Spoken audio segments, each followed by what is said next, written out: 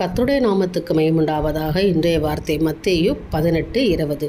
2 பேராவது 3 பேராவது என் நாமத்தினாலே எங்கே கூடியிருக்கிறார்களோ அங்கே அவர்கள் நடுவிலே இருக்கிறேன் என்றார். விசுவாசிக்கிறோம், ஆமேன்னு சொல்லுங்கள். நீங்கள் எந்த இடத்துல முழங்கால் படிக்கிட்டோ குடும்பமாய், அதாவது 2 பேராவது 3 பேராவது, அதாவது உங்கள் குடும்பமாய் தேவனிடத்தில் குடும்பத்தோடு கூட முழங்கால் படிக்கிட்டு ஜெபிக்கிறவர்களை தேவன் கைவிடுகிறதில்லை. அங்கே கர்த்தர் வருகிறாராம். உங்கள் ஜெபத்தை கேட்க முடியாது. எவ்வளோ ஒரு சந்தோஷம் இல்லையா?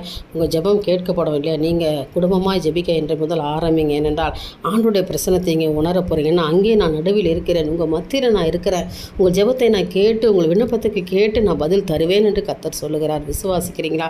ஒரு ஆமேன்னு சொல்லுங்கள். நீங்கள் கூடி ஜெபம் பண்ணுங்கள், அநேகராய் கூடி ஜெபம் பண்ணுங்கள், குடும்பமாய் ஜெபம் பண்ணுங்கள், கணவன் மனைவியாக ஜெபம் பண்ணுங்கள், பிள்ளைகளோடு ஜெபம் பண்ணுங்கள்.